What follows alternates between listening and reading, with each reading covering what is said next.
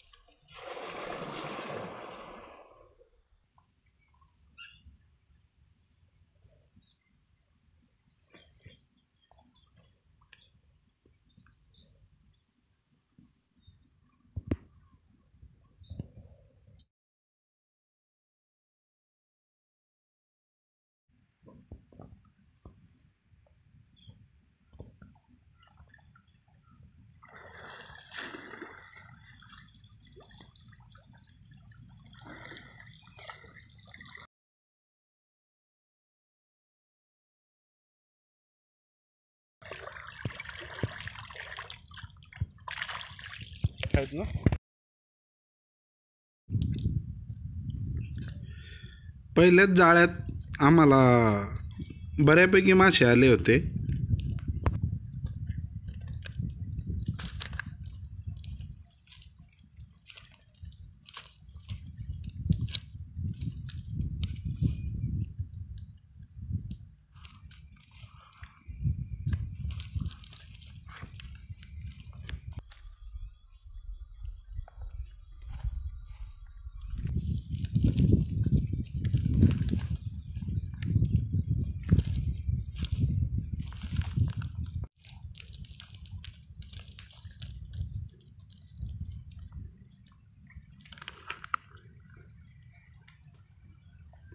मित्रांनो, हा आहे लोळी मासा, ज्याला बंगाली भाषेमध्ये बाटा फिश म्हणलं जातं।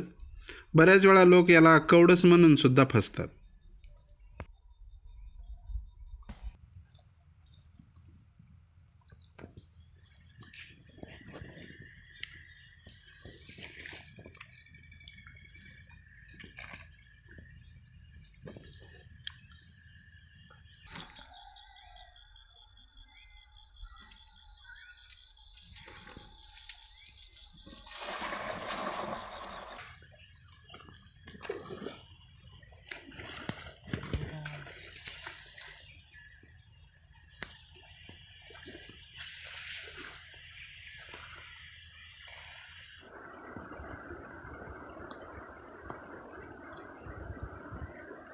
एक सेट पडलेलं आहे।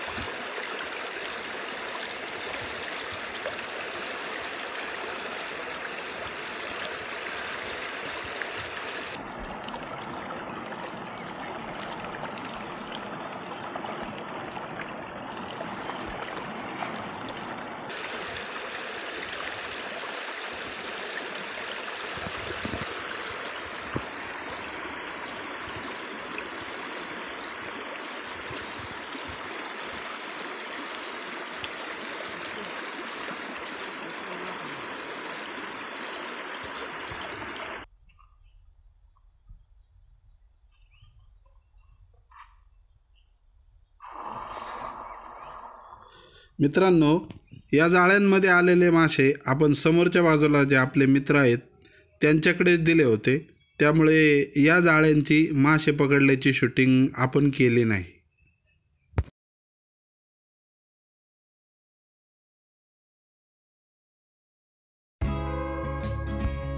सुरुवातीला आपण मासे मॅरिनेट करण्यासाठी घेतलेला आहे। हिरवी मिरची, कोथिंबीर, आलं लसूण पेस्ट याचं वाटण, तसेच धने पावडर, जिरा पावडर आणि मिरची पावडर घेतलेली आहे। मित्रांनो, कांदा मसाला याच्यामध्ये नाही। वरून आपण थोडे आलं लसूण पेस्ट सुद्धा टाकलेली आहे।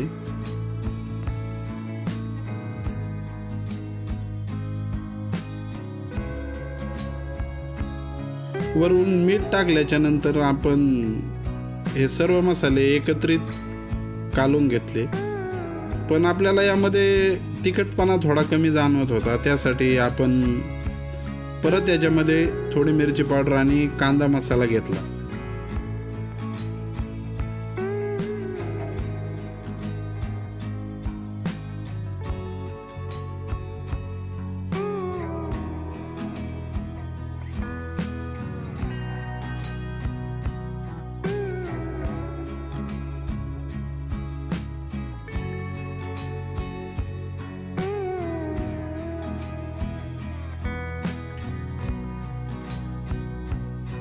सर्व मसाला आपण आता व्यवस्थित कालवला होता. आता आपल्याला हा मसाला माशांना व्यवस्थितपणे लावून घेण्याचा होता. लावून घेतल्यानंतर मित्रांनो साधारण 15 मिनिटे हे मासे मॅरिनेट होण्यासाठी बाजूला ठेवून द्यायचे होते.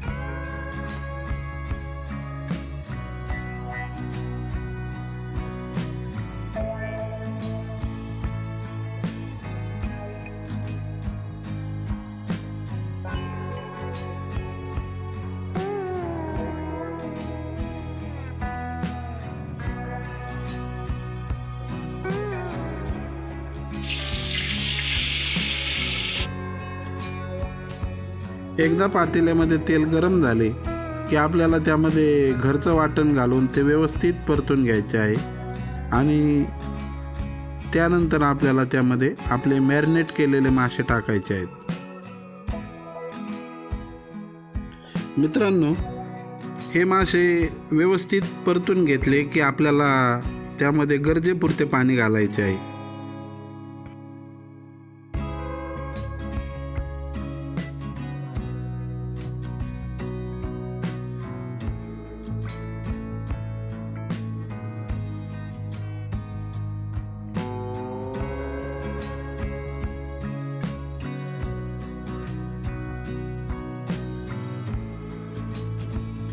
आता व्यवस्थित जाळ घातल्यानंतर साधारण 10 मिनिटांमध्येच आपली मच्छी करी तयार होते.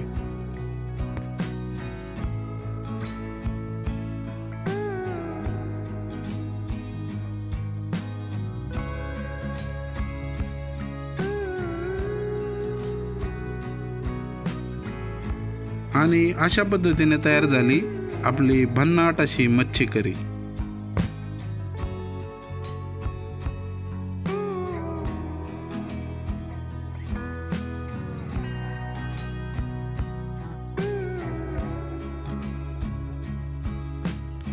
मच्छी करी बनवल्यानंतर आपण इंद्रायणी तांदूळाचा भात सुद्धा बनवायला घेतला होता.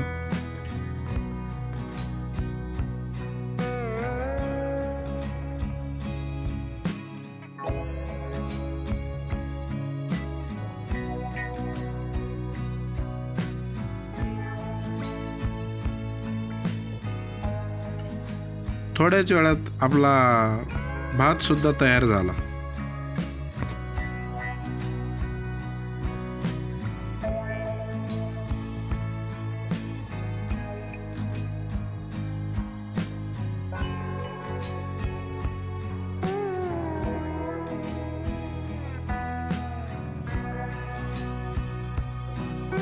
आता जेवण करायला या मित्रांनो, आमची मच्छी पार्टी चालू आहे.